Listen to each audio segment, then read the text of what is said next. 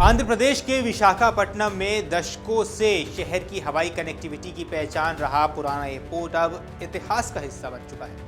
रविवार यानी 16 अगस्त की रात यहां से सिविल फ्लाइट ऑपरेशंस बंद कर दिए गए हैं।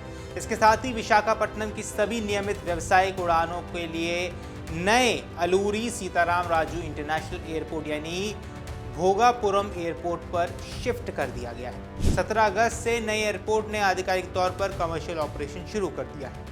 अब एक तरफ नए एयरपोर्ट के शुरू होने की विशाखापट्टनम और पूरे नॉर्थ आंध्र को विकास की दिशा में बड़ा कदम माना गया, वहीं दूसरी ओर पुराने एयरपोर्ट से जुड़े कर्मचारियों और स्थानीय लोगों के लिए ये बदलाव भावुक कर देने वाला था। खासतौर पर उन कर्मचारियों के सामने रोजी रोटी का सवाल खड़ा हो गया जिन्होंने अपनी जिंदगी के कई साल इसी एयरपोर्ट पर काम करते हुए गुजार दिए हैं। आइए आपको सबसे पहले वो वीडियो दिखाते हैं, क्योंकि जब वहाँ से आखिरी फ्लाइट उड़ी उसके बाद जो लोग थे उनकी आंखों में आंसू नजर आए और कई लोग रोते बिलखते भी नजर आए।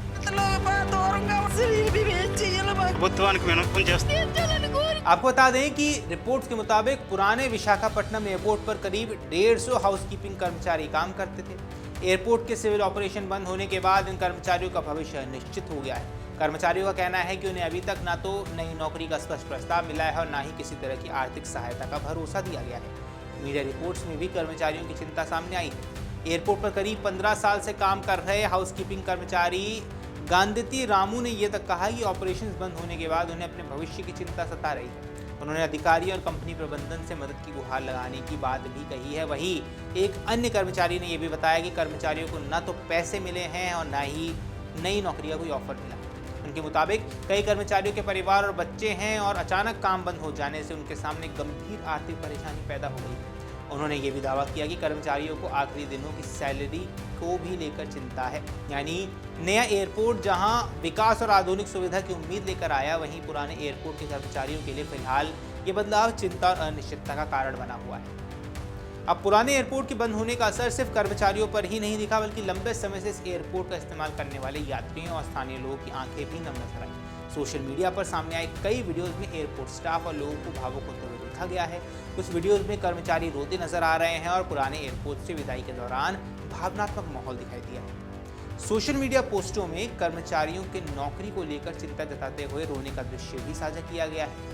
अब आखिरी दिन एयरपोर्ट पर मौजूद कई यात्रियों ने भी पुरानी यादें साझा की। कुछ लोग सिर्फ इसलिए एयरपोर्ट पहुंचे ताकि बंद होने से पहले एक बार फिर इस जगह को देख लें।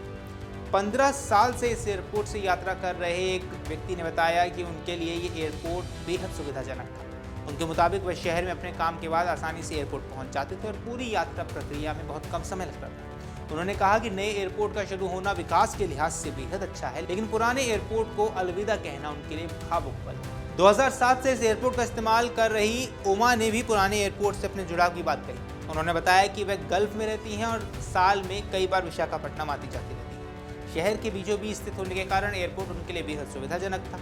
नए एयरपोर्ट की दूरी को लेकर उन्होंने चिंता भी जताई है। अब पुराने एयरपोर्ट के बंद होने को केवल भावनात्मक घटना के तौर पर नहीं देखा जा रहा है, इसके पीछे विशाखापट्टनम की भविष्य की जरूरतें भी जुड़ी हैं।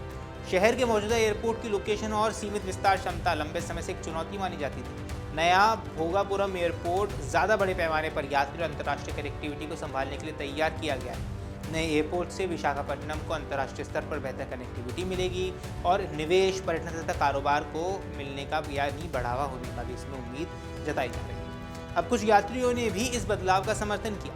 उनका मानना है कि जैसे जैसे विशाखापट्टनम का विस्तार होगा, शहर को एक बड़े और आधुनिक अंतर्राष्ट्रीय एयरपोर्ट की जरूरत होगी। यात्रियों के मुताबिक नया एयरपोर्ट भविष्य की जरूरतों को पूरा करने में पुराने एयरपोर्ट से ज़्यादा सक्षम हो सकता है, लेकिन दूसरी तरफ शहर के लोगों के लिए एक बड़ी चिंता नए एयरपोर्ट की दूरी। पुराने एयरपोर्ट की सबसे बड़ी खासियत यही थी कि वह शहर के भीतर स्थित था। भोगापुरम एयरपोर्ट शहर से काफ़ी दूर है, इसलिए यात्रियों को एयरपोर्ट तक पहुंचने में अतिरिक्त समय और खर्च लग सकता है। कुछ यात्रियों ने यहाँ तक कहा कि नए एयरपोर्ट तक बेहतर सड़क और सार्वजनिक परिवहन व्यवस्था विकसित होने में समय लगेगा। वहीं पुराना एयरपोर्ट पूरी तरह खत्म नहीं हुआ। हालांकि यहाँ एक महत्वपूर्ण बात यह है कि पुराने विशाखापट्टनम एयरपोर्ट को पूरी तरह उपयोगिता उसकी खत्म भी नहीं की गई। केंद्रीय नागरिक उड्डयन मंत्री के मुताबिक सिविल कमर्शियल फ्लाइट्स ऑपरेशन बंद होने के बाद यहाँ का इंफ्रास्ट्रक्चर जनरल एविएशन और निजी उड़ानों के लिए इस्तेमाल किया जा सकता है। इसलिए ये कहना सही नहीं है कि एयरपोर्ट की पूरी गतिविधियां हमेशा के लिए समाप्त कर दी गई। बदलाव मुख्य रूप से नियमित कमर्शियल पैसेंजर फ्लाइट्स को लेकर ही किया गया। अब सबसे बड़ा सवाल है कि कर्मचारियों के लिए अगला कदम क्या होने वाला है, क्योंकि पुराने एयरपोर्ट से जुड़े कर्मचारियों का क्या होगा, ये सबसे बड़ा सवाल है। मीडिया रिपोर्ट्स की माने तो प्रशासन ने स्थिति पर ध्यान देने और कर्मचारियों की मदद के लिए कदम उठाने की बात जरूर कही है। कर्मचारियों की यूनियन भी प्रशासन के सामने नई नौकरी या आर्थिक सहायता की मांग रखने की तैयारी में है। सरकार और संबंधित एजेंसियों के सामने चुनौती ये है कि विकास की इस बड़ी परियोजनाओं के बीच उन लोगों के रोजगार की भी सुरक्षा की जाए जिनकी रोजी रोटी वर्षों तक पुराने एयरपोर्ट से जुड़ी हुई थी। विशाखापट्टनम अब एक नए एविएशन युग में प्रवेश कर चुका है। भोगापुरम का नया एयरपोर्ट शहर के विकास, निवेश और अंतर्राष्ट्रीय कनेक्टिविटी के लिए नई संभावनाएं खोल सकता है, लेकिन पुराने एयरपोर्ट की आखिरी रात में कर्मचारियों की आंखों से निकले आंसू ये याद दिलाते हैं कि हर बड़ा इंफ्रास्ट्रक्चर प्रोजेक्ट सिर्फ नई इमारत और नई सुविधाएं नहीं लाता है, कभी कभी उसके साथ कुछ लोगों की पुरानी दुनिया भी बदल जाती है। और शायद यही वजह है कि पुराने एयरपोर्ट की आखिरी उड़ान सिर्फ एक फ्लाइट का टेक ऑफ नहीं थी, बल्कि विशाखापट्टनम के एक पुराने दौर की विदाई भी थी। अब इस पर आपकी जो कुछ भी राय है हमें कमेंट सेक्शन में जरूर बताएं।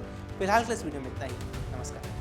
अगर आप ये वीडियो YouTube पर देख रहे हैं तो हमारे चैनल को सब्सक्राइब कर बेल आइकन दबाएं और Facebook पर देख रहे हैं तो हमारे पेज को लाइक करें।